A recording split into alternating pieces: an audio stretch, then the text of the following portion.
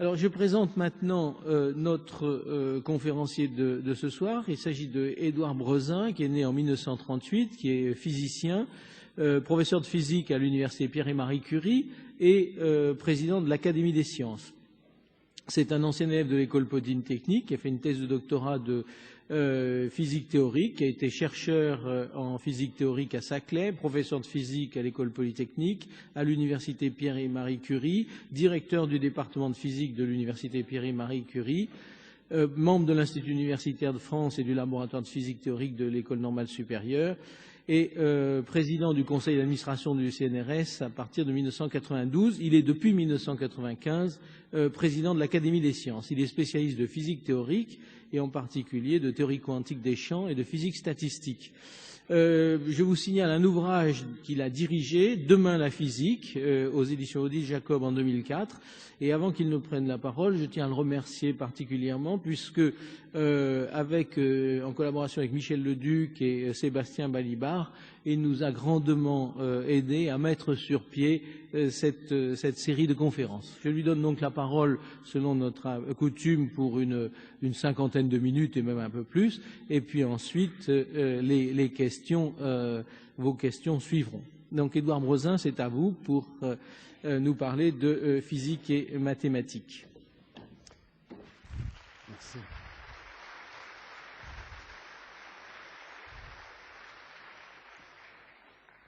Mesdames, Messieurs, cher Yves Michaud, je voudrais d'abord remercier l'Université de tous les savoirs d'avoir donné la parole aux physiciens, car, comme vous le savez, nous sommes dans l'année mondiale de la physique. Le prétexte, si j'ose dire, non pas le prétexte, la célébration justifiée, c'est le 100e anniversaire d'articles d'Albert Einstein qui, dans 3 domaines différents, ont changé complètement notre vision du monde. Mais tout de même, pour nous, scientifiques français, c'est aussi la volonté de présenter la science vivante. Peut-être que ferait Einstein s'il était parmi nous aujourd'hui, plutôt que de refaire de l'histoire des sciences. Donc, merci beaucoup de cette présentation. Vous m'avez, Yves Michaud, un peu coupé l'herbe sous le pied. Je voulais dire tout le bien que je pensais du programme que vous aviez préparé pour cette physique, mais je ne peux plus le faire. Néanmoins, je vous recommande très vivement les conférences à venir. Vous avez choisi ce soir de loin la plus abstraite, la plus difficile. Mais ne pensez pas que le reste sera sur ce modèle. Physique et mathématiques, il est clair que ce n'est pas un sujet particulièrement gai, égayant. Néanmoins, je vais essayer d'évoquer la problématique. Je ne suis pas un historien des sciences, je vous le dis tout de suite, même pas un historien amateur. Mais je voudrais essayer de retracer quelques étapes de cette route devant vous, où physique et mathématiques se sont croisées, poursuivies, ignorées, rejointes, avant d'en arriver à la période contemporaine où se posent des questions que naguère, il n'y a pas très longtemps, nous ne savions pas formuler. J'ai le sentiment d'abord, je vais faire un petit tableau, que pendant longtemps, mathématiques et sciences de la nature ont été mêlées si étroitement que la différence n'était sans doute pas réellement explicitée. Que l'on se souvienne que géométrie veut dire littéralement la mesure de la Terre, et les premières mathématiques furent formulées évidemment pour décrire, pendant très longtemps même, pour décrire des objets suggérés par le monde qui nous entoure. Alors je vais essayer, si j'arrive à faire fonctionner cette machine, de vous montrer quelques exemples de cela. Je commence avec Pythagore, mathématicien, astronome, et je descends un tout petit peu, cet écran grossit beaucoup, je vais essayer de diminuer la taille si je le peux, pour pouvoir voir ça, c'est un peu mieux, voilà, est-ce que c'est encore visible? Oui, ça va encore. Bon, donc vous voyez ce Pythagore, donc astronome, mathématicien, il est clair que quand il est le premier à démontrer le théorème qui porte son nom, les Babyloniens le connaissaient, le théorème de Pythagore, et donc il se trouve devant un carré de côté 1, dont il sait que la diagonale, il l'a démontré, vaut racine de 2, et puis il cherche à écrire racine de 2 comme un nombre. Qu'est-ce que c'est que ce symbole racine de 2? Il cherche donc, tout ce qu'il connaît, c'est les rapports de deux nombres, des fractions, et comme il est fin mathématicien, il démontre que racine de 2, contrairement à ce qui est écrit là, ne peut pas s'écrire comme un rapport de deux nombres entiers. Et donc, un sentiment de contradiction absolue entre une nature, ce carré il existe, sa diagonale elle existe, et les mathématiques, sentiment certainement très angoissant à l'époque et qui a donné lieu à de nombreux conflits. Je continue, j'en arrive à Archimède. Archimède, alors je dois dire, c'est un génie absolument extraordinaire. Il avait fait graver sur sa tombe une sphère et un cylindre. Je vais essayer de vous montrer tout petit peu. Fin mathématicien, il avait réussi à calculer des volumes comme celui de la sphère, par exemple, ou encore celui donné par l'intersection de deux cylindres. Je vais vous montrer ce qu'il avait calculé. Voilà l'intersection de deux cylindres, c'est pas tout à fait évident. Et je reviens. Et la méthode qu'il avait introduite est une méthode intellectuellement très semblable à celle qui mettra 20 siècles à aboutir avec Newton et Leibniz, que nous appelons le calcul différentiel et intégral. En effet, pour calculer ces volumes, Archimède coupait en tranches, comme on apprend à le faire lorsqu'on fait du calcul différentiel. Et néanmoins, comme vous le savez, son génie de physicien n'était pas moins grand, puisqu'il comprit la nature de la force exercée par un liquide sur un corps immergé. Vous connaissez l'histoire célèbre de la couronne en or, dont il s'agissait de savoir si le bijoutier avait trompé ou n'avait pas trompé le roi qui s'était commandé cette couronne, et c'est à propos, par une réflexion très profonde d'ailleurs, mais je ne vais pas faire ici un cours de physique, que Archimède découvre ce phénomène exceptionnel. Je saute presque 2000 ans. Pourquoi est-ce qu'on saute presque 2000 ans dans les sciences? Chacun est libre de savoir pourquoi il a fallu tant de temps. Je crois quand même que le dogmatisme des églises y est pour quelque chose. Donc on en arrive à Galilée, qui lui aussi aura des ennuis avec l'église, un peu moins que Giordano Bruno, XVIe siècle. Et célèbre phrase de Galilée, la philosophie est écrite dans ce grand livre qui se tient constamment ouvert devant les yeux, je veux dire l'univers, mais elle ne peut se saisir si, tout d'abord, on ne se saisit point de la langue et si on ignore les caractères dans lesquels elle est écrite. Cette philosophie, elle est écrite en langue mathématique. Ces caractères sont des triangles, des cercles et autres figures géométriques, sans le moyen desquels il est impossible de saisir humainement quelques paroles, et sans lesquelles on ne fait qu'errer vainement dans un labyrinthe obscur. Il saggiatore.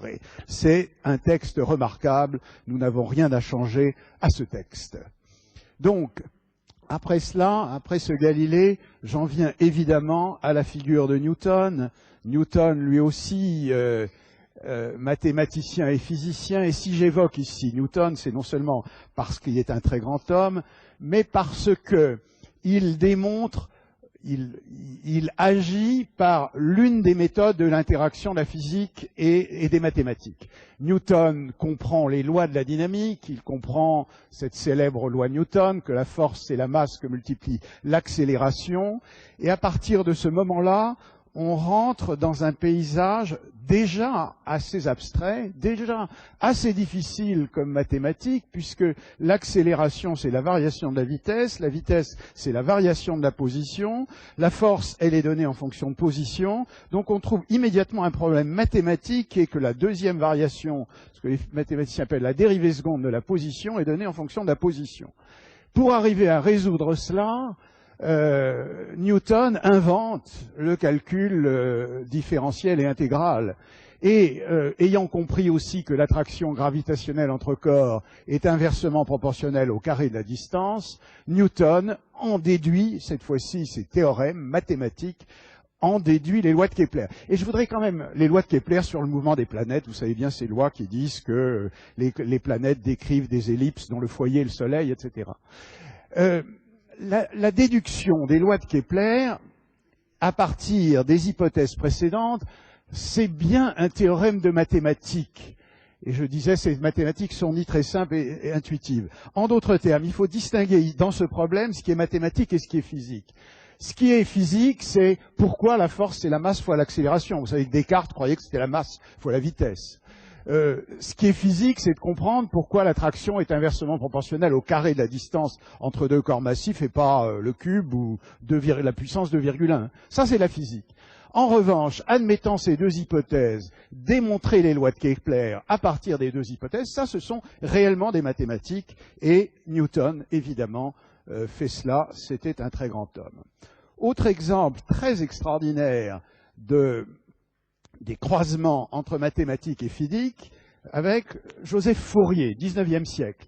Joseph Fourier, il y a un article unique au compte-rendu de l'Académie des sciences en 1822 sur la théorie analytique de la chaleur. Fourier se pose la question suivante: si on a deux corps en contact, l'un est plus chaud que l'autre, la chaleur va aller d'un corps à l'autre. Comment écrire le flux de chaleur du corps chaud vers le corps froid? Il écrit, il fait cette théorie, je ne vais pas la reproduire devant vous. Il aboutit à une équation de diffusion, comme on dit, une équation aux dérivées partielles, comme on dit aujourd'hui. Et cette équation, il faut la résoudre. Et dans ce même article où il introduit la chaleur, Fourier introduit ce qu'on appelle la transformation de Fourier dans le monde entier, qui est l'un des instruments les plus puissants des mathématiques et de la physique. Donc, vous voyez, dans les deux exemples que je viens de prendre, ce sont des problèmes de physique bien posés qui ont conduit à développer des outils mathématiques nouveaux, révolutionnaires, même dans l'histoire des mathématiques. Comme nous allons le voir, c'est pas toujours comme ça. Je continue un tout petit peu dans ce panorama. Je m'arrête un instant à Gauss, j'ai pas au Gauss, comme on dit en français. C'est certainement un mathématicien éminent, surnommé souvent le prince des mathématiques, esprit universel, qui va s'intéresser aussi bien, bon, je ne vais pas citer ici ses œuvres mathématiques, mais un traité de mécanique céleste, développe un magnétomètre, et l'une des lois de l'électromagnétisme porte son nom. On voit bien qu'à cette époque, ces esprits universels s'intéressent aussi bien aux deux disciplines, c'est évident.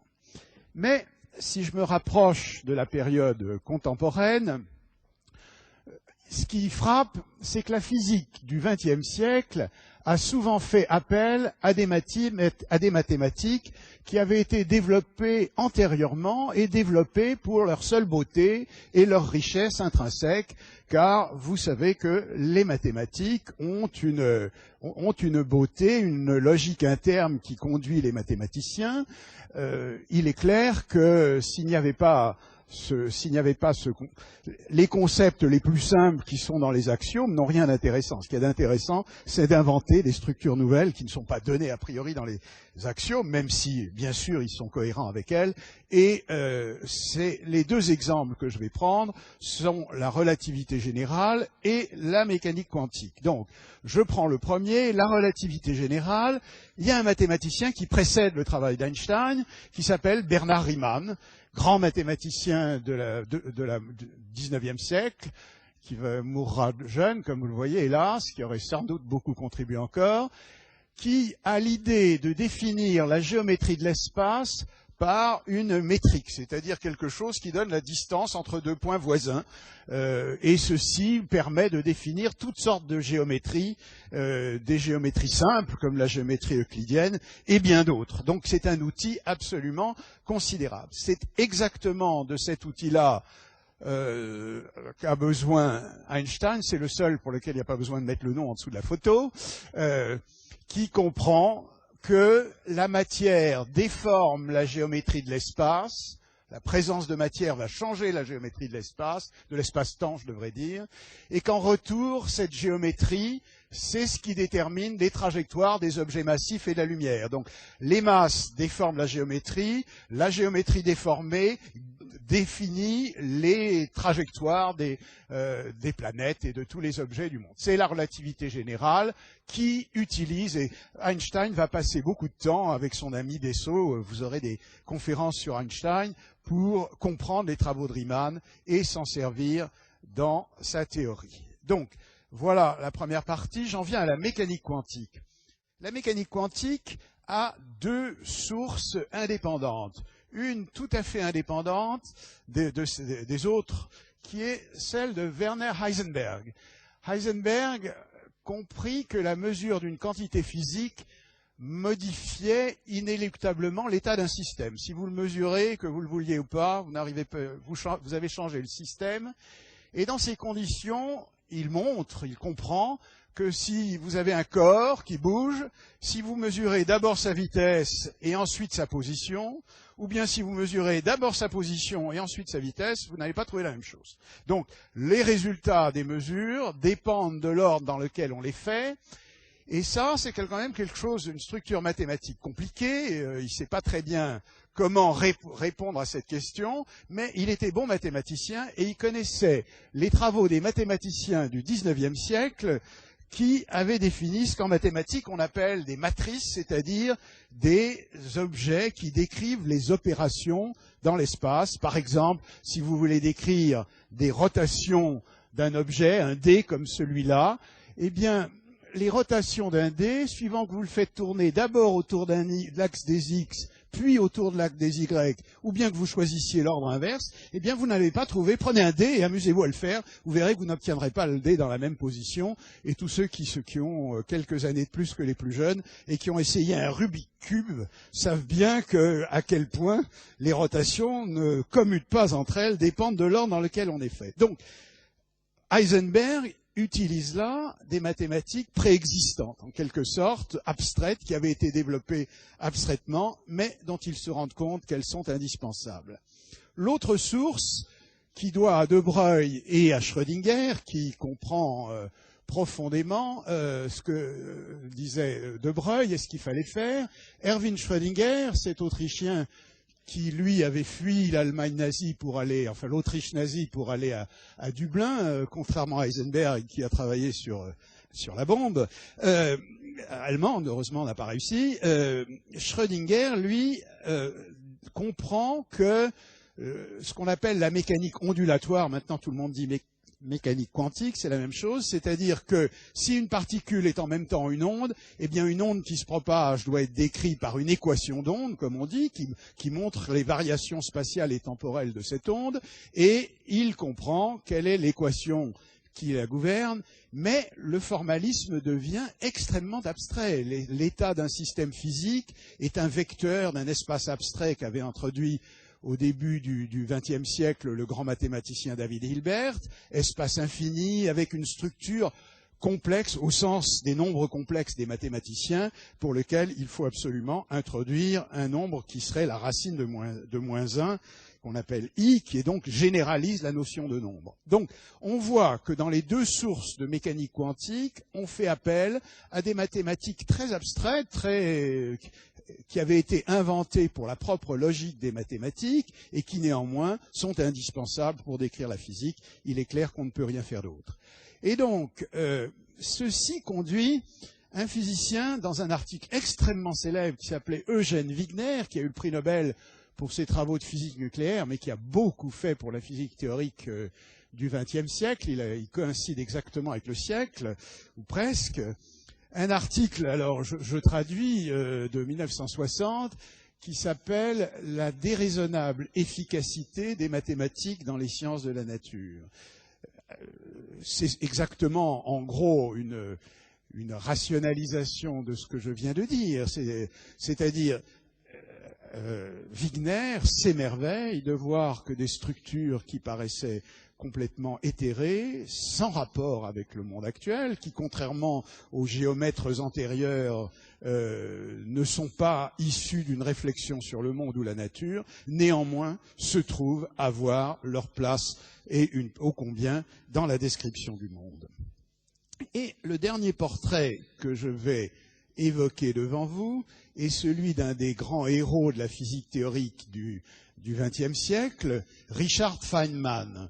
Et je vais vous lire, c'est un homme merveilleux, je vais vous lire ce qu'il écrit un jour où, comme moi, il est chargé de faire une conférence, et il écrit, c'est une excuse de votre part que je cherche. Chacune de nos lois s'énonce sous forme mathématique et en des termes souvent complexes et abstraits. La loi de gravitation telle que Newton l'énonça n'utilise que des mathématiques assez simples. Pas si simples comme ça, comme je vous l'ai dit.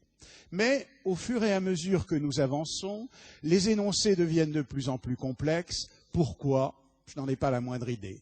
Le drame de cette conférence, la sienne, mais c'est le mien aussi bien sûr, c'est justement que je dois vous faire comprendre qu'on ne peut sérieusement expliquer la beauté des lois de la nature et surtout de la faire ressentir à des gens qui n'ont aucune connaissance profonde des mathématiques. Alors je suis sûr que parmi vous, il y a des gens qui ont des connaissances profondes des mathématiques, mais peut-être pas tous. En tout cas, ce que dit Feynman, qui, Dieu sait, était un homme des plus concrets, nous montre la difficulté de l'exercice. Donc, je vais m'arrêter là, dans ces portraits, et je vais essayer d'en venir à la période contemporaine.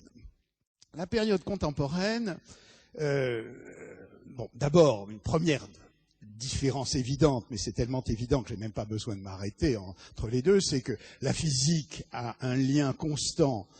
Hélas, lorsqu'il échappe, nous sommes dans ce qui est le cas parfois aujourd'hui, nous sommes dans une situation extrêmement difficile entre l'expérience et la théorie. Donc cette dimension expérimentale de la physique est évidemment essentielle et c'est une différence forte avec les mathématiques. Mais pour des raisons que vous allez voir, je pense qu'il faut être prudent dans ce qu'on appelle théorie. Je préfère souvent prendre un mot plus modeste que j'appellerais modélisation. Mais quelquefois, je me laisserai aller. Donc, la période contemporaine est caractérisée par des interactions constantes entre physique et mathématiques. Ceci me panique, non, il n'est pas 9h20. Dans beaucoup de directions différentes. Je vais en donner quelques exemples, mais mon but n'est pas de faire un catalogue, mais il sera bien de situer tout à l'heure quelques-uns des enjeux de la période contemporaine. Le premier exemple que je vais prendre, c'est la théorie des systèmes dynamiques, dont l'étude mathématique a été fondée et doit beaucoup à Henri Poincaré. Il s'agit de suivre l'évolution temporelle. Henri Poincaré, mathématicien français, qui est né à Nancy au début du XXe siècle, non, à la fin du XIXe, et qui a travaillé au XIXe et au début du XXe, grand mathématicien, grand physicien également. Il s'agit donc de suivre l'évolution temporelle de quelques degrés de liberté, régie par des équations d'évolution parfaitement définies et déterministes. Aucun hasard, tout est bien connu. Par exemple, les mouvements des planètes, les équations nous sont bien connues, les molécules d'un fluide, l'atmosphère.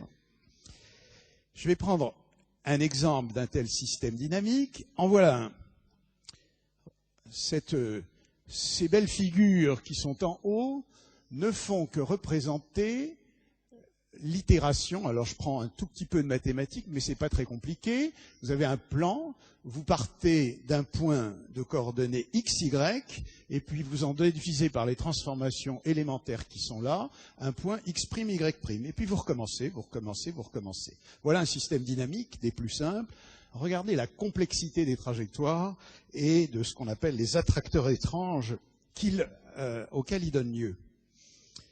La mécanique des fluides, avec le phénomène de turbulence, illustre la complexité des comportements possibles. Et je vous recommande très vivement la conférence de Keith Moffat, un anglais tout à fait francophone et merveilleux, ici, samedi prochain, à ce sujet. Poincaré fut sans doute le premier à poser la question de la stabilité du système solaire. Après tout, le système solaire ne prenait que la Terre, la Lune et le Soleil, c'est quand même un système déjà compliqué. Pendant longtemps, on crut que des comportements complexes, comme la turbulence d'un fluide, étaient dus à la complexité du système, à cause du très grand nombre de molécules constituantes. Mais l'étude de petits modèles à l'apparence simple, comme celui-ci, qu'avait introduit un météorologue, Édouard Lorenz, ou ici l'astrophysicien niçois Hénon, montra la complexité qu'on pouvait atteindre dans de très petits systèmes. En 1971, les physiciens mathématiciens, Ruel, travaille à Bure toujours, et Takins, démontraient que de très petits systèmes étaient génériquement chaotiques. Alors que veut dire chaotique ? Chaos, comme je pense beaucoup d'entre vous l'ont lu, ça signifie sensibilité extrême aux conditions initiales, qui fait diverger, cette sensibilité fait diverger les trajectoires de deux points initialement très proches. On l'appelle souvent l'effet papillon.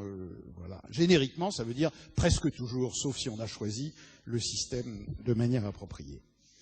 Je vais vous lire ici un texte que je trouve très illustrant d'un de nos jeunes astrophysiciens, les plus spécialistes des mouvements planétaires très remarquables, qui s'appelle Jacques Lascar, qui travaille à l'université de Paris, sur le campus Paris 7, je vous lis. La méthode qu'il a utilisée, donc il a regardé les mouvements du système solaire, il s'agit vraiment du système solaire. Cette méthode a permis de démontrer que le mouvement des planètes, et en particulier celui des planètes inférieures, Mercure, Vénus, la Terre et Mars, avait un temps caractéristique de l'ordre de 5 millions d'années. Cela signifie que si l'on a deux solutions initialement proches, leurs trajectoires vont s'éloigner, non pas linéairement, mais de façon exponentielle, c'est-à-dire beaucoup. Ainsi, si l'on a une incertitude de 15 mètres sur la position actuelle de la Terre, au bout de 10 millions d'années, nous aurons une erreur de 150 mètres, ça n'émeut personne. En soi, cette valeur est dérisoire, aucune éphéméride ne pourrait prétendre avoir une telle précision, tout à fait suffisante. Mais si on prolonge les calculs sur 100 millions d'années, on aura une incertitude de 150 millions de kilomètres. 150 millions de kilomètres, c'est la dimension du système solaire. Ce qui signifie que nous ne pourrons absolument plus situer, au bout de 100 millions d'années, la position de la Terre dans le système solaire. Tout se passe bien si nous nous limitons à quelques dizaines de millions d'années, mais sur 100 millions d'années, nous sommes incapables de prédire l'avenir de la trajectoire de la Terre. Il ajoute, nous sommes dans l'impossibilité de calculer cette position aujourd'hui, mais nous le serons également dans 1000 ans ou dans 10 millions d'années. Ça n'est pas une question de limitation de notre connaissance ou de nos calculs. 15 mètres représentent en fait la perturbation engendrée par le passage d'un astéroïde. Si nous désirons garder une telle précision à long terme, il faudrait inclure dans notre modèle tous les objets engendrant des perturbations de l'ordre de 15 mètres, autant dire les centaines de milliers de corps qui peuplent le système solaire, astéroïdes, comètes, satellites gardiens et fragments de toutes sortes. Si l'on veut aller encore plus loin, passer d'une précision de 15 mètres à 15 microns, au lieu d'avoir une erreur de 150 millions de kilomètres au bout de 100 millions d'années, on aura 150 millions de kilomètres au bout de 160 millions d'années. On n'aura pas changé grand-chose. Et nous avons donc vraiment une limite pratique de nos capacités à prévoir l'avenir des mouvements du système solaire. Voilà une chose qu'on ne savait pas au temps de Poincaré et que l'interaction, la nouvelle mécanique céleste a permis de comprendre. Un autre grand domaine de fertilisation, avant que j'en vienne vraiment au sujet de ce soir, croisé entre mathématiques et physique, c'est la physique statistique. Depuis la fin du XIXe siècle et les travaux de Maxwell, de Boltzmann, les héros de cette science, on sait qu'il est illusoire, voire inutile, pour décrire la matière, d'en suivre tous les degrés de liberté. J'entends, si je regarde un corps, par exemple ce morceau de métal, j'ai besoin de savoir s'il est conducteur, si je le chauffe, est-ce qu'il va se chauffer vite ou lentement, etc. Pourquoi est-ce qu'il est noir? J'ai pas besoin de savoir, comme pour les planètes, quelle est la position des milliards de molécules qui constituent ce morceau de métal, et à supposer que je sache le faire, ce que je ne saurais pas, ça me ferait une belle jambe, comme on dit vulgairement. C'est pas ça qui répondrait à la question de savoir comment ce morceau de métal conduit l'électricité éventuellement. Donc, la méthode ordinaire qu'on utilise par exemple pour les systèmes planétaires est complètement inappropriée à la description de la matière.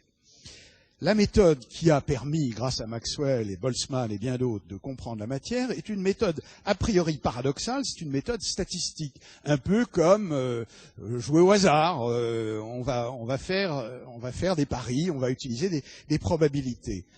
Alors, c'est là le miracle, c'est que vous savez bien que si vous voulez jouer une fois à la roulette, évidemment, le fait de savoir qu'il y a 36 résultats possibles ne vous dit rien sur ce que vous allez faire, mais si vous allez jouer quelques millions de fois, alors cette fois-ci, les incertitudes disparaissent, la loi des grands nombres permet de prédire avec une certitude complète. Donc, c'est ça la mécanique statistique, l'utilisation des probabilités qui, néanmoins, nous a permis de prédire, de comprendre de manière certaine comment on peut relier la matière macroscopique à son contenu en atomes, car c'est bien ça qu'on veut faire. Mais il y a des cas singuliers où la matière change complètement d'état. Par exemple, nous passons tous, sans s'en apercevoir, avec le phénomène, ce que je sais, on fait bouillir de l'eau, elle devient de la vapeur, ou bien on la refroidit, elle gèle. Prenons la solidification, par exemple, si on refroidit la température. Vous refroidissez de l'eau, vous ne changez rien aux molécules d'eau. Vous ne changez rien à l'interaction entre les molécules d'eau. Celle-là est complètement indépendante de la température. La température, c'est juste un facteur statistique. On est bien habitué à la température, mais en réalité, c'est quelque chose de relativement abstrait. La température, pour les physiciens, c'est le paramètre qui équilibre le jeu constant. Je vais vous en montrer un exemple entre le fait que les systèmes veulent avoir une énergie très basse, mais qu'il y a une quantité qu'on appelle l'entropie ou le désordre qui vient un tout petit peu troubler les choses. Donc, quand vous passez de l'eau à plus 0 à de l'eau à moins 0 degré, d'un seul coup, vous avez des milliards de molécules qui viennent s'ordonner dans un réseau cristallin qu'on ne voit pas, mais elles sont bien ordonnées. Imaginez ce que c'est que des milliards d'objets complètement désordonnés dans la phase liquide qui viennent s'ordonner. Ces comportements singuliers ont longtemps posé problème et la période contemporaine a eu de nombreux échanges entre mathématiques et physique à ce sujet. Alors je vais prendre un exemple suivant. L'exemple suivant, c'est un prototype, voilà, de transition. Voilà ce modèle d'Ising, qui est une espèce de modèle emblématique, et il y en a bien d'autres. Vous avez ici un système dans lequel chaque carré peut être rouge ou bleu, ça se voit pas terriblement bien, ça se voyait mieux sur mon écran, et deux carrés de même couleur s'attirent, alors que c'est deux carrés voisins de même couleur s'attirent, alors que s'ils ont des couleurs différentes, ils se repoussent. Alors on peut se demander ce que ça donne, suivant la température, c'est-à-dire suivant que c'est l'énergie qui va dominer, ou suivant que c'est le désordre. Alors je vais essayer de vous montrer un tout petit peu, mais j'ai besoin un instant pour ça, de m'écarter et de changer de choses. J'espère que ça va marcher. Je ne le vois pas. Désolé, je regarde une seconde. Peut-être que ceci va marcher.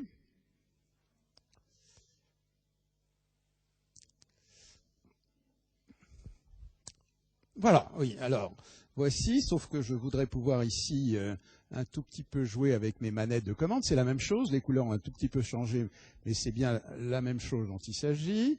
Il faut que je pousse un peu, pardonnez-moi, je suis maladroit avec ces choses. Il y a des gens qui sont des bons professionnels, c'est pas mon cas.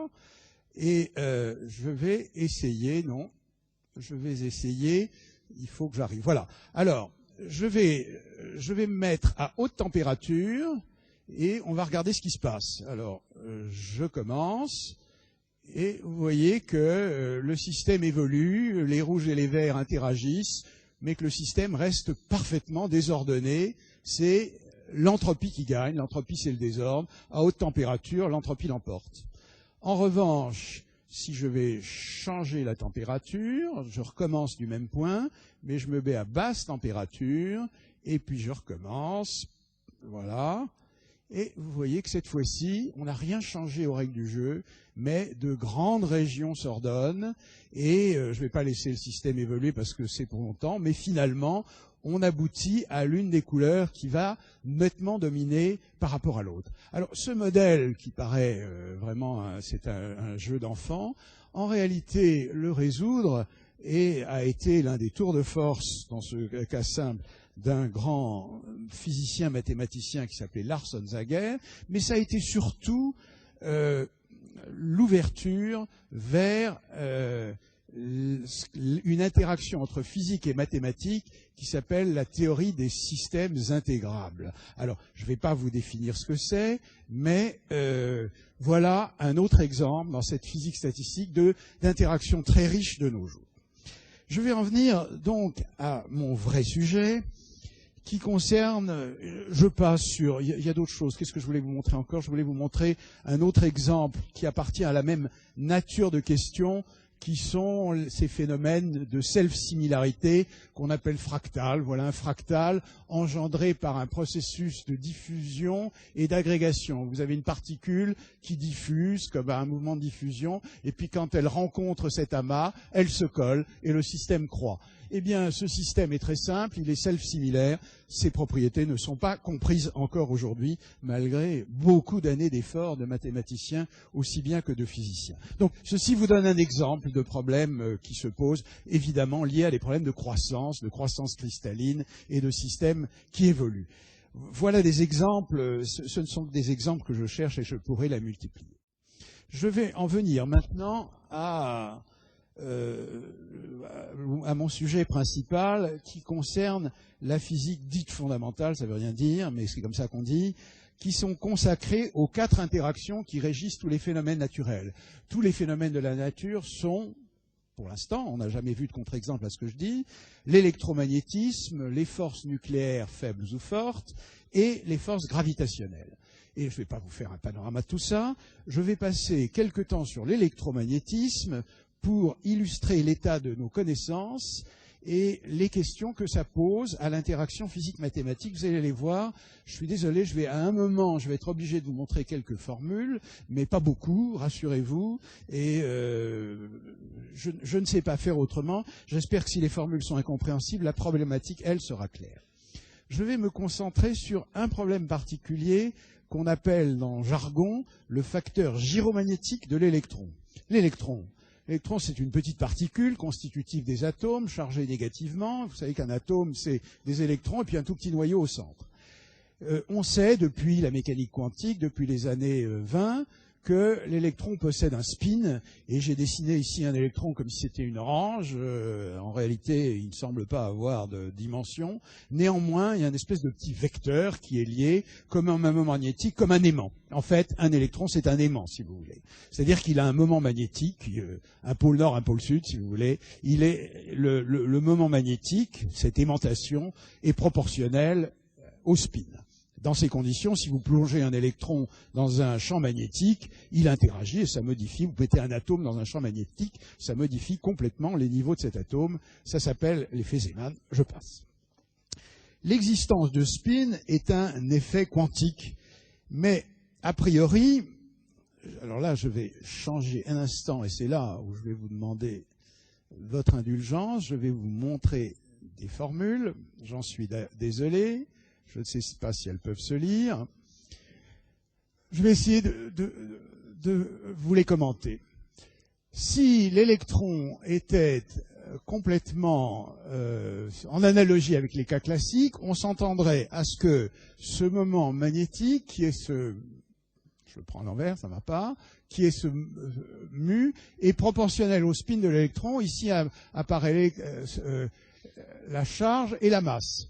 En réalité, c'est pas comme ça. En réalité, il y a un facteur G, ici, et l'expérience de nos jours, regardez et admirez ce que peuvent faire des expérimentateurs qui ont mesuré ce facteur G qui est là, avec 12 chiffres significatifs. C'est quand même, vous vous rendez compte, c'est l'expérience, je crois, les plus précises que nous ayons, ou presque. Alors, voilà l'expérience, que dit la théorie pour ce G ? Eh bien, d'abord, nous avions la théorie quantique non relativiste, qui disait G égale 1. C'est pas très bon. Puis est venu Dirac. Alors, je vais descendre. Dirac, physicien anglais, travaillé dans les années 20-30, a fait une théorie relativiste de l'électron vers 1926, et puis, non, un peu plus tard, je crois, et puis Dirac a trouvé J égale 2. C'est absolument merveilleux, mais les physiciens se demandaient est-ce qu'on peut faire mieux ? Et la réponse est oui, et ce qui est venu pour faire mieux, c'est ce qu'on appelle la théorie quantique des champs, ou l'électromagnétisme quantique, c'est-à-dire que dans la théorie de Dirac, l'électron obéit à la mécanique quantique, mais le champ électromagnétique, celui dans lequel on va plonger l'électron, lui est classique. Or, il a des fluctuations quantiques aussi, et la théorie qui a été développée, je vais vous dire dans un instant par qui, procède par approximation successive en se servant d'un objet qu'on appelle la constante de structure fine, qui est obtenue à partir de la charge de l'électron, la vitesse de la lumière, et la constante de Bohr, ici, qui est, de Planck, excusez-moi, de Planck, la constante de Planck, qui vaut à peu près 7 pour 1000. Et donc voilà où est la théorie. Première théorie de Dirac, G égale 2.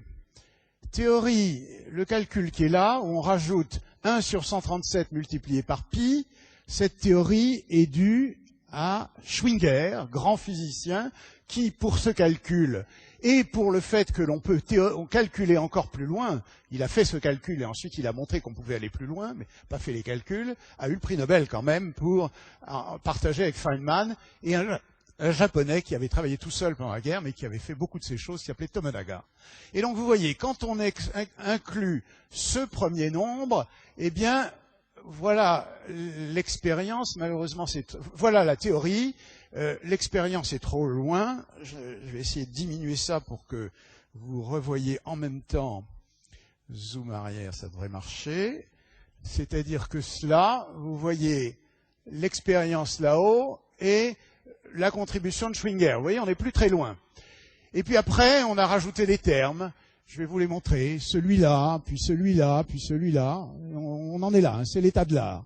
Et il est clair qu'au fur et à mesure qu'on calculait plus, eh bien, on se rapprochait du résultat expérimental. L'accord entre théorie et expérience est confondant. C'est le plus grand accord jamais observé entre une théorie et une expérience. Alors, pour simplement vous montrer ce qu'il y a derrière quand même ces chiffres qui parlent pas beaucoup, par exemple ici il y a un nombre qui est 0,656, ici il y en a un qui est 2,362. Pour ceux qui ont fait des mathématiques, je vais vous montrer ce que c'est. Voilà le nombre 0,656. En réalité, c'est une approximation pour le nombre calculé exactement en 1957, qui est là où intervient la fonction de zeta de Riemann. Vous voyez l'horreur. C'est pire encore pour le 2,362, qui a été calculé en 1996. Vous voyez la complexité des calculs qui sont derrière. Donc, cette théorie, si je me résume, est d'une grande complexité mathématique, mais elle marche. Voilà une théorie absolument merveilleuse. Néanmoins, malgré tout ce que je vous ai dit en faveur de cette merveille, prix Nobel 48, néanmoins, de nombreuses questions depuis toujours ont été posées sur la validité du procédé que je vous ai expliqué. Ce procédé, je sais pas, vous avez remarqué qu'on part d'un premier résultat, et puis un peu comme pour les planètes, on inscrit une première perturbation qui est, je sais pas quoi, le mouvement la perturbation que pourrait donner Vénus sur le mouvement de Mercure, et puis après une perturbation encore plus petite, et puis une autre encore plus petite, et finalement on a un résultat satisfaisant. Donc cette méthode par approximation successive a posé des questions, et des questions de deux ordres. Elles sont un peu difficiles, un peu abstraites, et je vais essayer de les rendre aussi compréhensibles que possible. La méthode de Schwinger, et sa méthode qui a fait le succès de qui est là, repose sur un concept qui porte le nom de barbare de renormalisation, ce qui signifie la chose suivante. Au premier abord, dans la théorie, telle qu'il l'avait développée, Feynman, Schwinger, ils ont rencontré des objets mathématiques dépourvus de toute signification. Des objets, des intégrales divergentes, comme on dit en mathématiques, des objets franchement infinis. Et donc, pour se sortir de ce problème, ils ont commencé par introduire une toute petite longueur en deçà de laquelle on s'interdit de descendre. On déclare que pas moyen de descendre plus petit qu'une petite longueur. On note ensuite que les quantités physiquement mesurables pour nous, comme par exemple la charge de l'électron ou sa masse, en réalité ne sont pas nécessairement celles qu'on avait introduites dans le modèle de départ. La charge, c'est quelque chose qu'on obtient par une mesure. Donc, ils remplacent les paramètres du modèle de départ par les paramètres physiquement observables.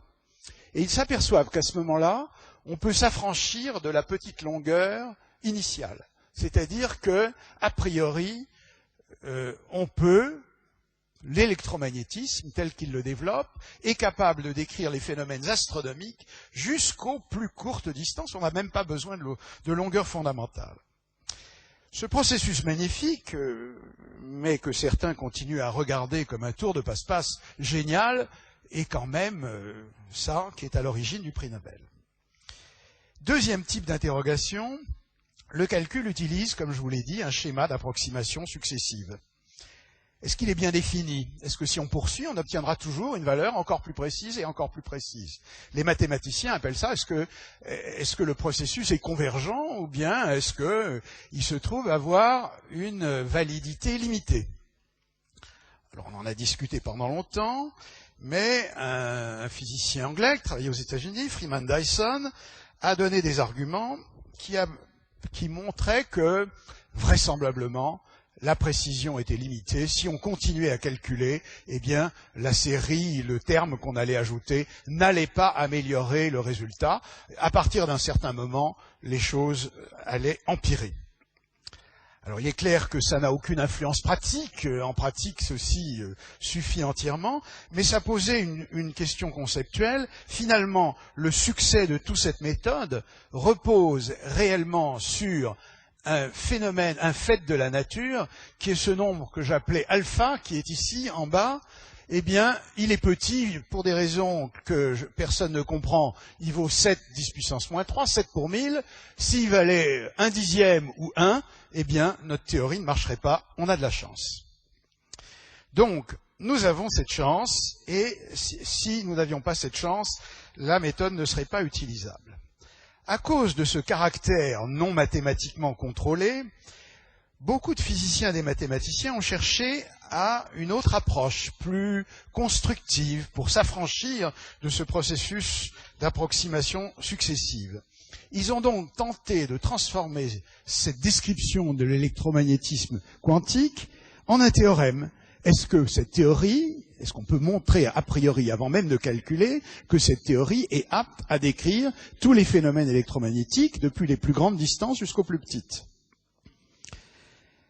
Les plus petites, ce sont celles qu'on explore aujourd'hui avec les microscopes les plus puissants que nous avons. Les microscopes les plus puissants que nous avons, ce sont les accélérateurs de particules, comme ceux du CERN par exemple, qui permettent d'explorer 2 points distants de seulement quelques milliardièmes de mètre, 10-18.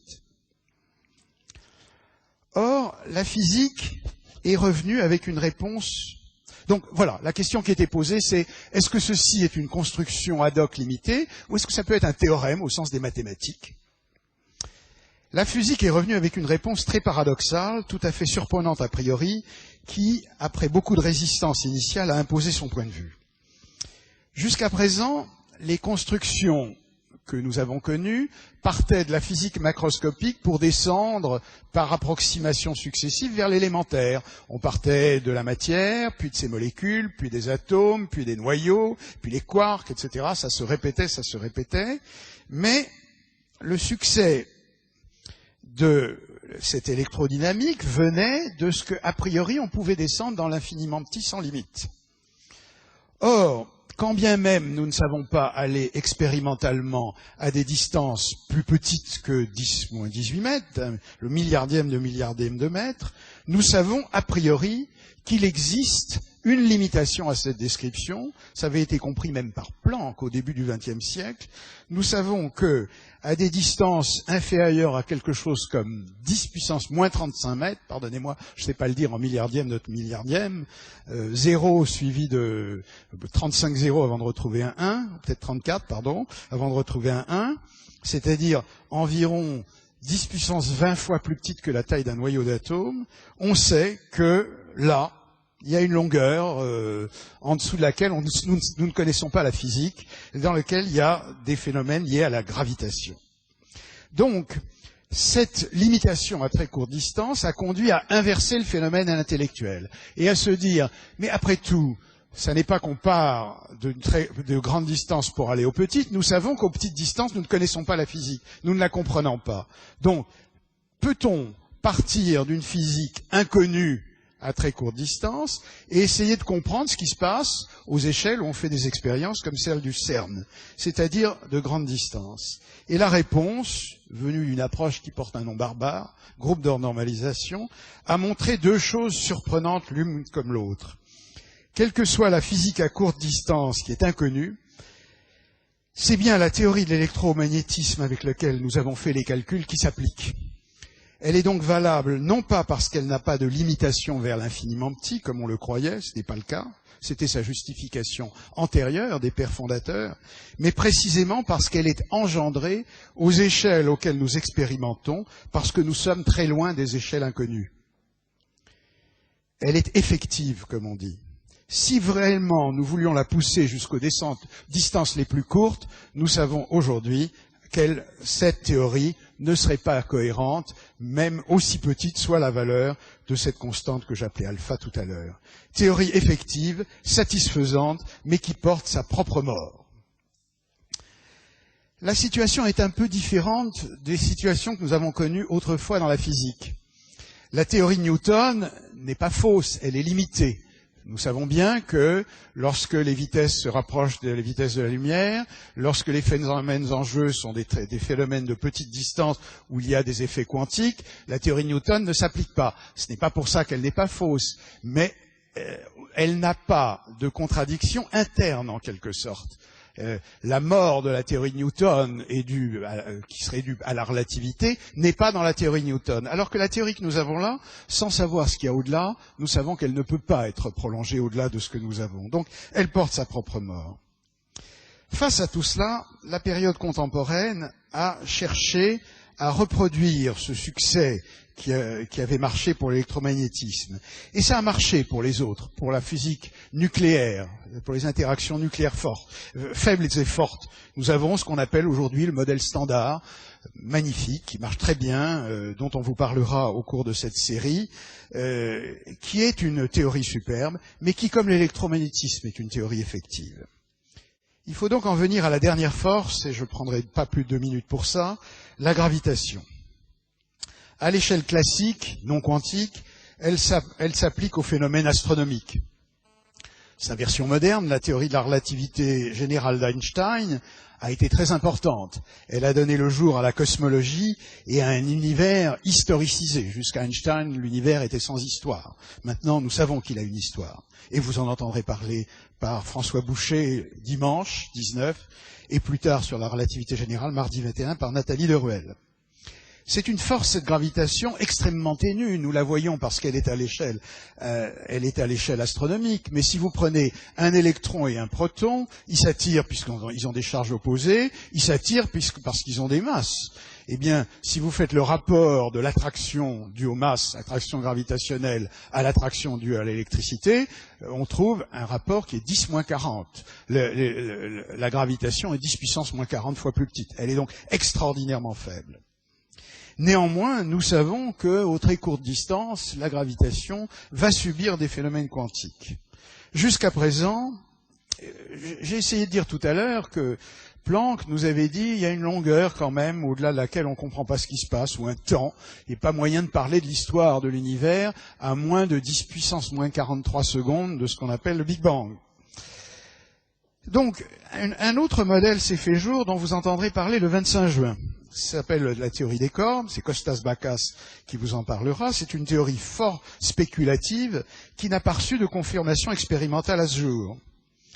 Cette théorie, dans laquelle les objets de base ne sont plus des points, mais sont des petites cordes, c'est-à-dire des petits objets comme ça, qui vibrent, et dont toutes nos particules ne sont que des états d'excitation de cette corde, cette théorie, de même, est apte, a priori, à décrire la théorie, toutes les interactions que nous connaissons.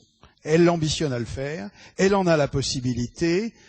En revanche, elle n'a, pour l'instant, permis de prédire aucun phénomène observable.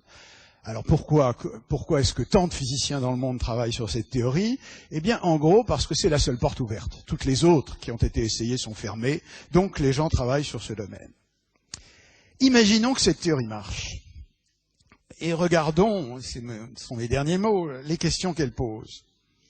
Est-ce que ça signifie qu'un jour, nous aurons achevé, nous connaîtrons toutes les interactions de la nature? Les calculs seront peut-être difficiles, comme ceux que je vous ai montrés, mais néanmoins, nous connaîtrons toutes les forces de la nature. Est-ce que, un jour, notre description sera comme un théorème c'est toujours vrai? Eh bien, est-ce que la physique sera devenue un théorème? Cette question n'a rien de scientifique aujourd'hui. Certains pensent que oui, la voie sera achevée, nous aurons la physique comme théorème. D'autres pensent que indéfiniment, lorsque nous comprendrons ça, eh bien, il y aura de nouvelles questions que nous sommes tout à fait incapables de nous poser actuellement, et que ce questionnement, ou en tout cas ces phénomènes, ne s'arrêteront jamais. Une autre question qui est posée, aux théoriciens des cordes, ce nombre alpha dont je vous montrais tout à l'heure, qui vaut 7 pour 1000, est-ce qu'il a cette valeur pour des raisons accidentelles? Cette valeur est un nombre important parce que c'est elle qui détermine la taille de nos atomes, la façon dont le monde que nous regardons est. Si vous multipliez ce nombre par 10, s'il était 10 fois plus grand, les atomes seraient eux aussi 10 fois plus petits, etc. Donc c'est un nombre absolument essentiel pour notre monde. Pourquoi cette valeur? Est-ce qu'elle est unique? Est-ce qu'il n'existe qu'une seule solution aux équations que contemplent aujourd'hui les théoriciens d'aujourd'hui? Ou est-ce qu'après tout, il existe des univers de toute nature possible? Nous sommes dans l'un d'entre eux pour des raisons que nous appelons accidentelles. Est-ce qu'elles sont accidentelles ou est-ce qu'il y a un principe qui nous manque? Voilà des questions qui sont d'allure philosophique, mais qui sont posées réellement aux théoriciens d'aujourd'hui. Et vous voyez là combien les interrogations des mathématiques et de la physique se rejoignent. Jamais l'interaction entre mathématiques et physique n'a été aussi riche et aussi stimulante que dans ces questions que je viens d'évoquer. Et je crois que je m'arrête là. Pardonnez-moi d'avoir été long et je serai heureux de répondre à vos questions si vous en avez.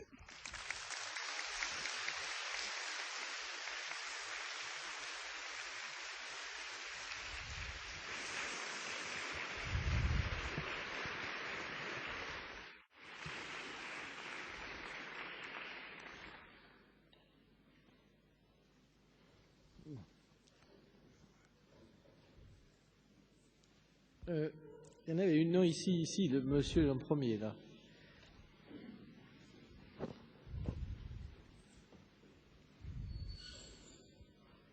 Oui, je voudrais poser une question de nature un peu philosophique. Vous avez parlé d'historicité de l'univers. Hein, oui. Avant, effectivement, on pensait que l'univers était quelque chose de stable, avec des phénomènes qui se répétaient indéfiniment, mais il y a une historicité de l'univers, mais en même temps, il y a de la permanence, si vous voulez. Par exemple, la Terre tourne autour du Soleil depuis pas mal de temps. Ça ne veut pas dire que c'est éternel, si vous voulez. Alors, comment les physiciens peuvent-ils trouver des outils mathématiques capables de penser à la fois l'historicité et la permanence? Parce que dans la nature, il y a de l'historicité et de la permanence. Alors, comment arriver à penser les deux ensemble, si vous voulez? Je crois que ce n'est pas très facile. Oui, cette question de l'historicité est absolument fascinante. D'abord, l'homme a toujours résisté à l'idée du changement du monde. Hein. Darwin, personne ne veut le croire, et les États-Unis encore, vous savez que les ennuis qu'ils ont avec l'idée que les espèces vivantes ont pu évoluer. Wegener, qui avait pressenti que les continents sur la Terre n'avaient pas toujours été dans la position où nous les connaissons, s'est fait injurier par tous les géologues avant que tout le monde reconnaisse à quel point il avait raison. Einstein arrive à sa nouvelle théorie de la gravitation qu'il appelle la relativité, qu'on appelle aujourd'hui la relativité générale. Son premier réflexe est de chercher une solution statique, immuable, car l'univers a toujours été là, il sera toujours là. Voilà ce qu'il a en tête à l'époque et ce que tout le monde a en tête a priori, bien évidemment. Or, il s'aperçoit, car s'il est un bon mathématicien, qu'il n'y a pas de solution statique aux équations qu'il vient de proposer. Donc, il est très embêté. Il ajoute un paramètre supplémentaire qui porte le doux nom de constante cosmologique pour modifier sa théorie.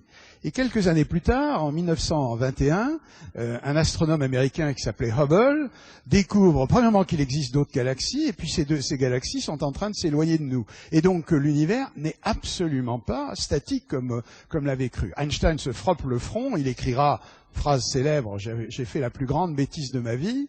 Mais l'histoire est plus compliquée que ça, car quand on se rapproche de la période contemporaine, les astrophysiciens d'aujourd'hui nous disent, eh bien pas du tout, c'était la théorie modifiée qui était valable, l'univers a une histoire, l'univers évolue, mais néanmoins il existe, comme l'avait introduit ad hoc Einstein, il existe une constante cosmologique qui mesure aujourd'hui et dont les théoriciens sont incapables de comprendre pourquoi elle est là.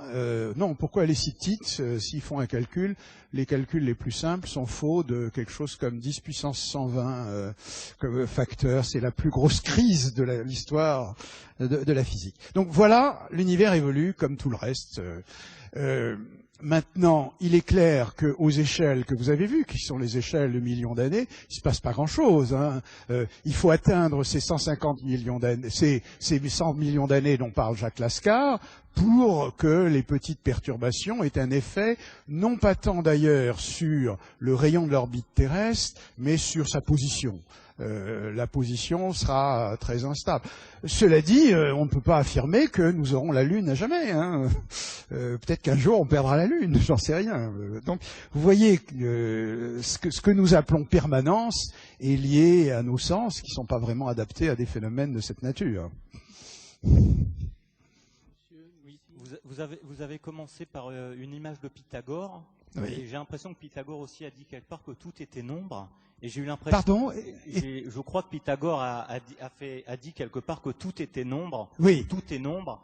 Donc vous êtes parti de Pythagore et il m'a semblé qu'on arrivait quelque part à un autre nombre qui était 7 pour 1000 avec un certain nombre de choses et qu'on retrouvait quelque chose du tout est nombre. Alors est-ce que c'est encore une fois, est-ce que c'est ça ou est-ce qu'il y a quelque chose d'autre? Écoutez, bon, c'est des questions difficiles, profondes. Il est clair que tout est nombre. La contradiction, c'était ça la contradiction de Pythagore. Tout est nombre et donc la diagonale du carré doit s'exprimer comme des nombres et il n'arrive pas à trouver des nombres. Il montre qu'il n'existe pas de nombre pour exprimer la diagonale du carré. C'est donc une grande crise épistémologique de l'époque. Alors, depuis, on a compris ce qu'étaient les nombres irrationnels et la construction mathématique qui conduit aux nombres irrationnels. Ça, ce sont des mathématiques. La vraie question, c'est l'irrationnel, les nombres irrationnels, c'est le continu. Nous avons le sentiment que cette droite que je trace là est un continuum et qu'entre deux points, il y en a toujours un troisième. Ça, ce sont des mathématiques. Maintenant, est-ce que le monde physique est comme ça? Est-ce qu'entre deux points, il y en a toujours un troisième? Eh bien, c'est ça la question qui est posée par malheureusement, cette théorie des cordes, qui est la seule que nous ayons. C'est un monde dans lequel les objets ne sont pas nécessairement ponctuels lorsqu'on descend aux plus petites échelles. Et donc, il existe une limite à cette description en termes de continuum. Le continuum est très commode. C'est bien évidemment, ce serait absurde de tout faire de manière discrète, comme on dit, même si les mathématiciens ont montré qu'on pourrait, en gros, essayer de tout décrire de manière discrète. C'est beaucoup plus commode de travailler avec le continu, mais on ne sait pas si le monde est un continuum à ces échelles-là. Nous avons été très séduits par votre plaidoyer pour je vous entends mal, pardon. Nous avons été très séduits par votre plaidoyer pour les mathématiques, mais personnellement, j'aurais quelques remarques sur ce point. On cite l'histoire du vin de Bordeaux. Pour ouvrir une bouteille de vin de Bordeaux, il suffit d'un sommelier, mais il faut deux physiciens. Un pour tenir le tire-bouchon, l'autre pour faire tourner l'univers. Oui. Alors je crois qu'il n'y a pas que la mathématisation, il y a aussi le choix conceptuel du modèle. Il est très curieux, je trouve que vous avez occulté certains physiciens dans votre historique, en particulier Copernic, par exemple. Qui? Copernic. Ah, Copernic, oui. Eh bien, oui. Alors que le système de Ptolémée était très complexe, avait besoin de mathématiques, de cycloïdes assez complexes, le système de Copernic était beaucoup plus simple. Donc il y a, au-delà des mathématiques, un choix de modèles qui permet éventuellement de les alléger, même de les supprimer jusqu'à un certain point de vue. Vous avez en mécanique quantique oublié aussi ce cher Louis de Broglie, qui en fait... Schrödinger est parti de Louis de Broglie, mais Schrödinger... Oui, enfin, je veux dire, Louis de Broglie avait très peu de mathématiques, a bouleversé complètement la physique de notre siècle. Oui. Et pour moi, il a véritablement été le père fondateur de la quantique. Oui. Alors, il me semble que tout de même, il y a un danger à l'hypermathématisation qui cacherait peut-être, qui conduit à une sorte d'obscurantisme et qui pourrait peut-être cacher un manque d'imagination de la part des physiciens. Bon, écoutez, j'espère que vous viendrez les aider, puisque nous avons besoin, ce dont nous avons le plus besoin, c'est d'idées et d'imagination. Vous avez certainement raison. Donc, sur ce plan, pour revenir un peu sérieusement, c'est vrai que j'aurais pu, il y a bien des gens que j'ai laissé passer, comme Pascal, comme Copernic, des géants de la science. Il y en a beaucoup d'autres que évidemment, je n'avais pas le temps. Ce qui est intéressant dans l'exemple que vous prenez de Copernic par rapport à Ptolémée, c'est que le système de Ptolémée était d'une grande complexité, mais en définitive d'une précision assez bonne et assez grande. Et la raison pour laquelle Copernic a entraîné l'addition, a entraîné le fait que tout le monde finalement l'a cru, même si quelques-uns y ont laissé leur peau pour l'avoir dit, c'est que son système est beaucoup plus simple. Autrement dit, il y a un critère de beauté et de simplicité indiscutablement dans les sciences. C'est ce que Wigner explique beaucoup dans cet article que je citais, c'est entre deux théories qui pourraient toutes les deux décrire le même phénomène, mais une simple économique et une arbitrairement complexe, avec beaucoup de paramètres, comme était ce système de Ptolémée, on favorise la beauté. Alors, Louis de Broglie, je ne veux pas négliger Louis de Broglie, il est clair que la relation, le concept de la dualité onde-particule que de Broglie a compris à partir du travail d'Einstein sur l'effet photoélectrique est une étape absolument essentielle. Si je suis passé à Schrödinger, c'est parce que de Broglie, dans cette dualité, ne permettait de rien calculer, alors que toute la physique des atomes et la chimie est sortie de Schrödinger, et vous connaissez sans doute l'histoire, c'est que Schrödinger écrit sa thèse de Broglie écrit sa thèse en 1924, Schrödinger est à Vienne, et il fait un exposé devant ses collègues du travail de Broglie. Et il y a un physicien classique bien connu qui s'appelle Peter Debye, qui dit, mais quelle est l'équation qui a commandé cette onde? Où est l'équation? Et c'est à ça que réfléchit Schrödinger, et l'équation de Schrödinger est sortie d'une réflexion sur le travail de Broglie, mais bien sûr, sans le travail de Schrödinger, nous n'aurions pas été en mesure de mettre en œuvre cette mécanique quantique. Bonsoir Monsieur Brezin. Moi je voulais vous avez montré en fait tout au long de votre exposé l'étroite relation entre les mathématiques et la physique. Maintenant, je vais me placer vis-à-vis des lycées. Vis-à-vis des lycées, je trouve qu'actuellement, la physique est en baisse de niveau, c'est-à-dire qu'on a voulu faire réfléchir, faire comprendre aux lycéens les phénomènes physiques en baissant le niveau en mathématiques. Et je crois qu'actuellement, en fait, les enfants, finalement, se limitent à quelques formules qu'ils connaissent par cœur, et n'ont pas finalement développé la réflexion que l'on souhaitait. Alors, à part bien sûr quelques lycées parisiens comme Henri IV ou Louis-le-Grand ou Condorcet, où effectivement les professeurs poussent les élèves à vraiment réfléchir et à essayer de comprendre la physique, la majorité des lycées en France ne font pas cet effort-là. Qu'en pensez-vous et qu'est-ce qu'on pourrait prévoir pour l'avenir ? Alors, vaste débat, et là, il nous faudrait vraiment une heure. Je vais essayer d'être bref. La physique a très mauvaise presse dans les lycées. Les élèves s'ennuient en général dans les cours de physique, si on les interroge. Nous n'avons pas réussi, car je ne veux pas accuser les professeurs, c'est pas la qualité des professeurs qui est en cause, c'est notre façon d'enseigner la physique, telle que, d'ailleurs moi je l'ai reçue, je me suis ennuyé dans les cours de physique comme tout le monde. La physique telle que nous l'avons reçue ne nous fait pas sentir qu'elle nous parle du monde tel qu'il est, du monde qui nous entoure. De plus, notre enseignement est très souvent un enseignement dogmatique qui est, voilà, la force est en 1 sur R2, et puis vous faites l'exercice numéro tant, voilà les conditions, vous appliquez. C'est pas de la physique. La physique, c'est pourquoi c'est en 1 sur R2, et comment on sait que c'est en 1 sur R2 et pas autrement. Ça, c'est de la physique, si vous voulez. Donc, on ne fait jamais réfléchir vraiment au concept. Alors, le monde entier se pose la question de savoir comment enseigner correctement la physique. Je ne suis pas complètement certain, en ce qui me concerne, et c'est là le seul point de divergence que j'ai avec vous, qui est que la limitation soit les connaissances mathématiques. Je ne crois pas que les gens aient des difficultés avec la physique à cause de leurs connaissances mathématiques. Ce qui est profondément difficile en physique, c'est de faire le lien entre un phénomène observé et la modélisation qu'on en fait. Ça, c'est terriblement difficile. J'ai enseigné, par exemple, j'ai enseigné pendant des années à l'école polytechnique. Vous prenez ces gens et vous leur dites, voilà la loi de force, résoudre le problème, voilà le problème, résoudre. Quand ils sont bons, ils y arrivent. Mais si vous leur présentez un phénomène et si vous leur dites quel est le modèle le plus simple, tout ce que vous voulez, mais le plus simple possible, apte à décrire ce phénomène, c'est la panique. Nous ne sommes absolument pas entraînés à faire ça. Bon. Donc, que faire? Un certain nombre de mes collègues, que j'admire beaucoup depuis une dizaine d'années, qui sont Georges Charpak, Pierre Léna et Yves Quéret, ont introduit à l'école primaire, de manière facultative, pour ceux des maîtres des écoles qui voulaient les suivre, une méthode inductive, non dogmatique, qui conduit les enfants à se poser des questions, observer, essayer de discuter entre eux pour proposer leur explication possible, l'argumenter, l'expliquer. C'est donc un enseignement assez complet de dialogue, d'expression orale, puis écrite, etc.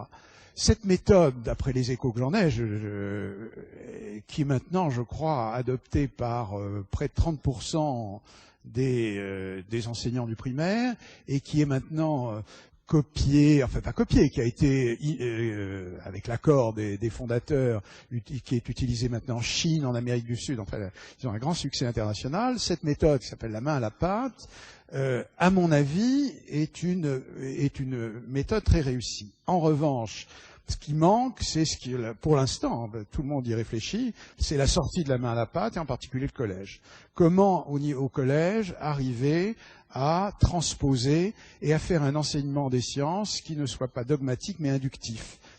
In fine, vous avez raison, il faudra bien des mathématiques pour décrire les choses, mais je n'ai pas le sentiment que ce soit la limitation dans la connaissance des mathématiques, pas parce qu'on leur aurait fait plus de mathématiques qu'ils comprendraient mieux la physique. En tout cas, c'est pas mon sentiment. Je crois qu'il est beaucoup mieux d'acquérir les mathématiques dont on a besoin une fois qu'on a compris qu'on en a besoin, comme Newton, par exemple. Nous allons prendre encore 2 questions, une ici et une en haut. Bonsoir. Vous nous avez décrit l'alliance entre la physique et les mathématiques qui nous mène pratiquement jusqu'au mur de Planck. Jusqu'au mur de Planck. Oui. Vous connaissez l'hypothèse des frères Bogdanov.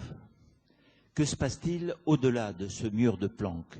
Et estimez-vous que la théorie des cordes peut permettre justement de traverser ce mur de Planck pour réduire pratiquement l'univers à une équation mathématique? Ce que je veux dire, c'est que nous n'avons pas d'autre approche, d'abord. Je continue à répéter qu'aucune autre approche, pour l'instant, ne peut répondre à cette question. Cela dit, la réponse à la question que vous avez posée n'est pas connue. Elle n'est pas connue à l'heure actuelle. Elle fait partie des questions qui sont posées. Parmi les gens qui travaillent sur les cordes, il y a beaucoup de points de vue sur ce qui a pu se passer lors de ces fluctuations primitives, et elle dépend un tout petit peu, c'est pas moi, elle dépend un tout petit peu de la réponse à la question que j'essayais d'évoquer, mais très brièvement, de l'unicité de la modélisation. Au départ de la théorie des cordes, les gens avaient le sentiment qu'il n'y aurait qu'un seul modèle de théorie des cordes. Or, pour l'instant, il y a des milliards de possibilités. Et c'est là où les gens se divisent. Certains considèrent que dans ce milliard de possibilités, eh bien, tous ces univers existent. Il y a aucune il se trouve qu'on est dans l'un d'entre eux, mais il aurait pu être autrement. D'autres considèrent qu'il y a un principe qui nous manque. Et avant de répondre à cette question, je crois que c'est là où pratiquement aujourd'hui se pose cette question. Réponse, on ne sait pas, vraiment pas. Il y a un Italien qui vient d'être nommé au Collège de France, un grand physicien qui s'appelle Veneziano, qui avait le premier à formuler un modèle théorie des cordes, le premier historiquement, dans les années 70, qui a, lui, l'idée qu'il pourrait y avoir un pré-Big Bang. C'est-à-dire que il y aurait dans des fluctuations quantiques des choses avant ce que nous appelons aujourd'hui le Big Bang. Mais je préférerais que ce soit lui qui vous en parle plutôt que moi. Bonsoir. Vous avez présenté des modèles surtout à base d'équations et de formules analytiques.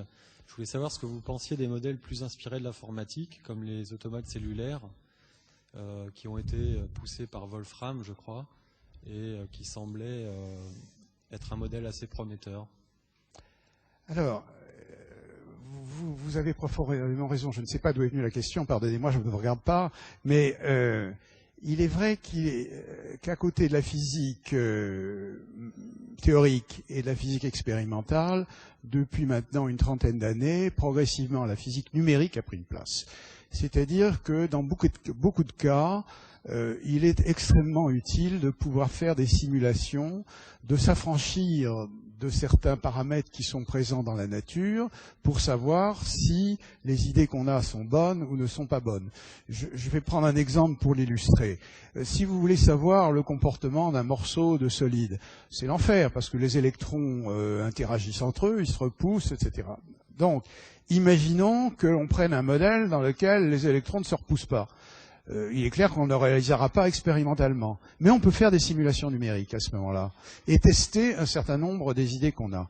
Alors, automate cellulaire, c'est un très beau modèle d'évolution qui est un modèle adaptable à un certain nombre de situations dans lesquelles on veut décrire des phénomènes dynamiques, des phénomènes d'auto-organisation, etc. Et donc, c'est certainement quelque chose d'important. Maintenant, à partir de là, les gens se divisent. Certains considèrent que tout est là. Et puis d'autres, et j'avoue que je suis là aussi, d'autres considèrent que cette physique numérique est un guide indispensable, mais que ce n'est jamais elle qui permet de répondre aux questions qu'on se pose vraiment. Jamais les modèles numériques n'ont permis de répondre aux questions qu'on se posait sur le comportement de la matière. Vous ne comprendrez pas pourquoi tel matériau est supraconducteur à telle température par un modèle numérique. Non. Même si c'est une aide. Merci, Édouard Brezin.